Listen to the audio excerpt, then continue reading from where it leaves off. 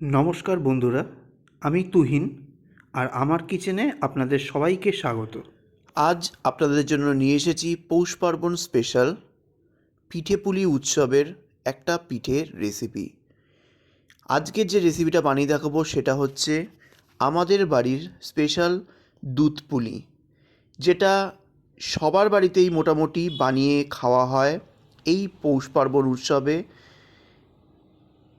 আমাদের বাড়ির পদ্ধতিটাই আজকে আপনাদের সঙ্গে শেয়ার করব। কিভাবে বানাই সেটা আপনাদেরকে দেখিয়ে দিই, চলুন দেখে নেওয়া যাক। এই দুধ পুলিটা বানানোর জন্য প্রথমেই নিয়ে নিয়েছি আমি 1 কাপ উঁচু করে নারকেল কোড়া। নারকেলটা অলরেডি আমি কুড়িয়ে রেখেছিলাম, এবার নিয়ে নিলাম।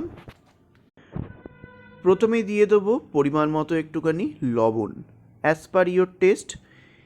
তারপরে দিয়ে দেবো খুবই সামান্য পরিমাণে 4টে এলাচকে ভালো করে গুঁড়ো করে নিয়ে এর মধ্যে পাউডারটা, বীজের দানাটাই কিন্তু দিতে হবে।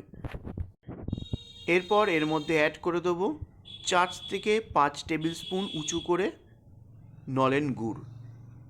একদম খাঁটি গুড়, তাই এরকম নরম লাগছে। এইটাকে দিয়ে নারকেলটাকে ভালো করে মেখে নিতে হবে প্রথমে, কারণ এটা যদি মেখে নিয়ে আপনি পাক দেন খুব সুন্দরভাবে কিন্তু পাকটা তৈরি হয়। আমাদের বাড়িতে এইভাবেই কিন্তু মেখে নিয়ে তারপর কিন্তু পাকটা দেওয়া হয়। এবার দেখুন সুন্দর করে আমি মেখে নিয়েছি নারকেলটা বেশ ভালো করে। এইবার এটাকে পাক দিয়ে নিই। এইবার একটা কড়াই গরম করতে বসিয়ে দিয়েছিলাম, তার মধ্যে দিয়ে দেবো এই গুড় মাখানো নারকেলটা, দিয়ে কন্টিনিউ মিডিয়াম ফ্লেমে নাড়িয়ে নাড়িয়ে একটা শক্ত মণ্ড তৈরি করে নিতে হবে। যখনই দেখবেন এই গরম কড়াইয়ের মধ্যে দিচ্ছেন তখন কিন্তু নরম হওয়া শুরু হবে, মানে গুড়গুলো পাতলা হওয়া। এটাকেই ভালো করে নাড়িয়ে চাড়িয়ে উল্টে পাল্টে একদম টাইট মণ্ড তৈরি করতে হবে। আপনারাই বুঝে যাবেন যে কড়াইয়ের গায়ে লেগে যাচ্ছে কি না, এবং যে স্প্যাচুলাটা ইউজ করছেন তার গায়ে আটকে আটকে যাচ্ছে কি না, তাহলেই বুঝবেন একদম পারফেক্ট হয়ে গেছে। এইবার এই মণ্ডটা আমি তুলে নেবো কড়াইয়ের থেকে, রেডি হয়ে গেছে। এইবার এটাকে ঠান্ডা হতে দেবো। এই নারকেলের পাকটা ঠান্ডা হতে হতে চলুন অন্যান্য কাজগুলো করে নিই। আরও একটা প্যান আমি এখানে বসিয়ে নিয়েছি, প্যানটাকে মিডিয়াম ফ্লেমে গরম করতে বসিয়ে দিয়েছিলাম। এইবার এর মধ্যে দিয়ে দেবো 1 কাপ জল। এখানে 1 কাপ জল মানে আমার কাপ অনুযায়ী 250 ml। এই জলটা প্রথমে ফুটতে দেবো। এইবার এই জলটার মধ্যে এবার ছড়িয়ে দেবো 1/4 চা চামচ পরিমাণে একটু লবণ। লবণটা দেওয়ার পর দেখুন তাড়াতাড়ি করে বয়েলটা হয়ে গেছে এবং ভালো করে ফুটছে, বাবলসটা এসে গেছে। এই মুহূর্তে জলটা ভালো করে গরম হয়ে যাওয়ায় ফ্লেমটাকে কিন্তু মিডিয়ামে দিয়ে দিতে হবে, মিডিয়াম থেকে লোতে দিয়ে দিতে হবে। তারপরে এর মধ্যে দিয়ে দেবো চালের গুঁড়ো। যে কাপ মেপে আপনি 1 কাপ জল নিয়েছেন সেই কাপ মেপে কিন্তু 1 কাপ এখানে চালের গুঁড়ো দিতে হবে। এটা কেনা বাজারের চালের গুঁড়ো, আপনারা কিন্তু বাড়িতেও কিন্তু চালের গুঁড়ো করে নিতে পারেন। এইবার এই জলের সাহায্যে ভালো করে এটাকে মিক্স করে দিতে হবে স্প্যাচুলার সাহায্যে। ভালো করে মিক্স হয়ে গেলে দেখুন জলটা কিন্তু অ্যাবজর্ব করা শুরু করে দিয়েছে এবং জলটা কিন্তু আর খুঁজে পাওয়া যাচ্ছে না। কিন্তু এই মুহূর্তেই একটা ঢাকনা দিয়ে ঢেকে 3 থেকে 4 মিনিটের জন্য ঢেকে রাখতে হবে, যাতে এর গরম ভাবটা বেরিয়ে না যায়। কিছুক্ষণ এইভাবে রাখতেই হবে, মিনিমাম 5 মিনিট তো রাখতেই হবে। 5 মিনিট বাদে ফিরে আসছি।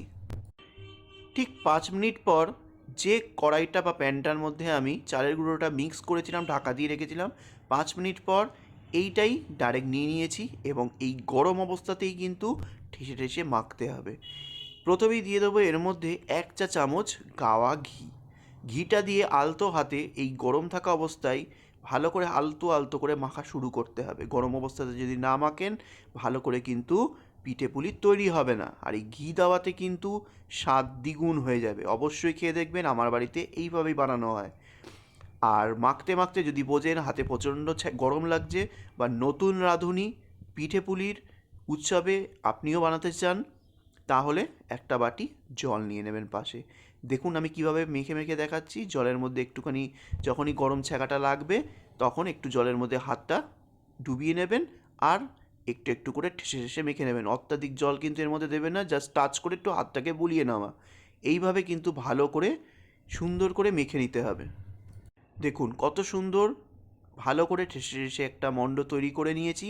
এইবার ছোট্ট ছোট্ট করে লেচি বানিয়ে নেব। আপনি পিঠে পুলির পুলিটা কীরকম সাইজের বানাতে চাইছেন সেই অনুযায়ী আপনি এখানে কিন্তু লেচিগুলো কেটে নেবেন।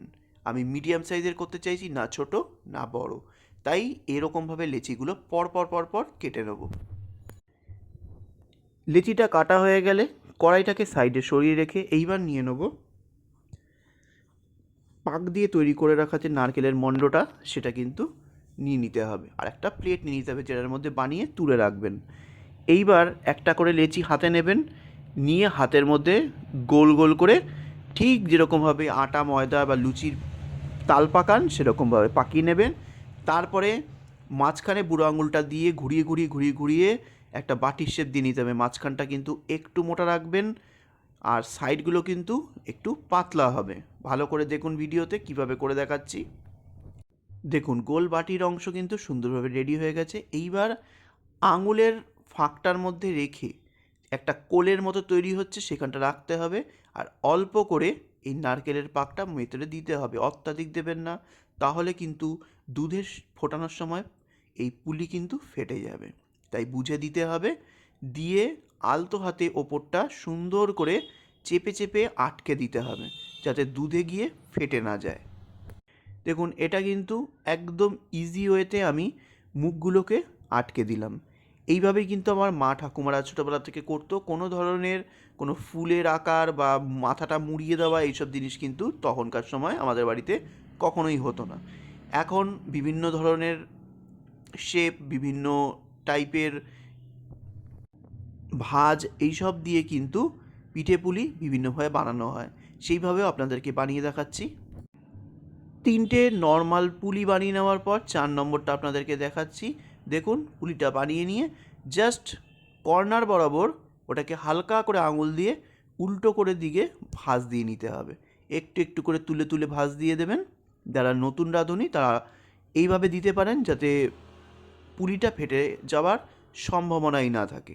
দেখুন কীভাবে ভাঁজটা দিচ্ছি, এইভাবে দিয়ে দেবেন। রেডি হয়ে গেল এই পুলিটাও। এইবার এইভাবেই পরপর পরপর আমি যতগুলো লেচি কেটেছিলাম সব কটায় পুর ভরে আমি বানিয়ে নেব। দেখুন আমি সব কটা পুলি বানিয়ে নিয়েছি। আমাদের পুলি বানানো একেবারে রেডি। চলুন এবার ডাইরেক্ট দুধের কাজ। একটা কড়াই নিয়ে নিয়েছি, কড়াইটাকে হাই ফ্লেমে গরম করতে বসিয়ে দিয়েছি। এইবার এর মধ্যে দিয়ে দিতে হবে 1 লিটার দুধ, ফুল ফ্যাট মিল্ক। এখানে ফুল ফ্যাট মিল্ক যদি আপনি নেন তবে কিন্তু ঘনত্বটা ভালো হবে, আর যদি টোন মিল্ক নেন তাহলে কিন্তু এই দুধ শুকোতে কিন্তু মানে ঘন করতে প্রচুর টাইম লেগে যাবে। এখানে আমি 1 লিটার দুধকে 750 ml কনভার্ট করে নেব, মানে জাল দিয়ে দিয়ে। এখানে আমি স্প্যাচুলা চালিয়ে চালিয়ে কন্টিনিউ প্রায় 15 মিনিট থেকে 20 মিনিট ধরে জাল দিয়ে নিয়েছি। এখানে কিন্তু দেখুন 1 লিটার থেকে 450 ml কিন্তু চলে এসেছে, দুধের ঘনত্ব বেড়ে গেছে, ওপরে সর পড়ে গেছে। এই মোমেন্টে দিয়ে দিতে হবে প্রায় 250 গ্রাম মতো নলেন গুড় বা খেজুরের গুড়। আর যখন খেজুরের গুড় বা কোনো গুড় দেবেন তখন কিন্তু দুধটাকে লো ফ্লেমে রেখে তবেই দেবেন, নাহলে কিন্তু ফট করে ফেটে যেতে পারে। আর টোন মিল্ক হলে তো সেটার চান্স আরও বেশি থেকে যায়। আমি এখানে 1 লিটার দুধের জন্য 250 থেকে 280 গ্রাম পরিমাণে গুড় নিয়েছি। যারা পারফেক্ট মিষ্টি খেতে পছন্দ করেন এটা কিন্তু একদম পারফেক্ট মেজারমেন্ট। এবার গুড়টাকে ভালো করে কিন্তু গলিয়ে নিতে হবে দুধের মধ্যে, আর দিয়ে দেবো 2 চিমটি পরিমাণে লবণ। লবণ দিলে কিন্তু যে কোনো মিষ্টি রান্নায় স্বাদ দ্বিগুণ বেড়ে যায়। ফ্লেমটা হাইতে দিয়ে কিছুক্ষণ ভালো করে ফুটিয়ে নেওয়ার পর ওপরটা দেখুন ফেনা ফেনা হয়ে গেছে, দারুণভাবে কিন্তু ঘনত্বটা তৈরি হয়ে গেছে। এইবার এর মধ্যে দিয়ে দিতে হবে একটা একটা করে পুলিগুলো। খুব সাবধানে দেবেন, যেখানে যেখানে পুলিগুলো প্রথমে দিয়েছেন তার চারিধার দিয়ে একটা একটা করে দিতে হবে, একটার ওপরে একটা সঙ্গে সঙ্গে দেবেন না। ভালো করে প্রতিটা পুলি কিন্তু ধীরে সুস্থে দুধের মধ্যে দিতে হবে। প্রথমেই পুলিটা দেওয়ার পর হাই ফ্লেমে ফোটাবেন না। 2 থেকে 3 মিনিট এই গরম দুধের মধ্যে থাকবে, তারপর ফ্লেমটাকে হাইতে দিয়ে ফোটাবেন। কি করে বুঝবেন আপনার এই পুলি একদম পারফেক্ট হয়েছে, মানে কুক হয়েছে? যখন ফোটাতে ফোটাতে দেখবেন প্রতিটা এই পুলি, পুরভরা পুলি দুধের ওপরে ভেসে উঠেছে, তখনই বুঝবেন একদম পারফেক্টভাবে কিন্তু পুলি রেডি হয়ে গেছে, মানে খাওয়ার যোগ্য হয়ে গেছে। দেখুন, টানা 5 থেকে 7 মিনিট পুলিগুলোকে ফুটিয়ে নিয়েছি।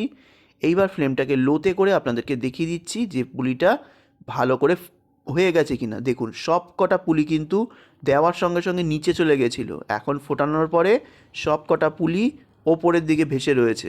আশা করি বোঝাতে পারলাম যে কিভাবে কিন্তু বুঝতে হবে এই জিনিসটা। এইভাবে পুলিগুলোকে আমি দুধের মধ্যেই 10 মিনিট মিডিয়াম ফ্লেমে দিয়ে ফুটিয়ে নেব। ঘনত্বটা আরেকটু বাড়িয়ে নেব, টেক্সচারটাও দারুণ আসবে, আর খেতেও কিন্তু দুর্দান্ত লাগবে।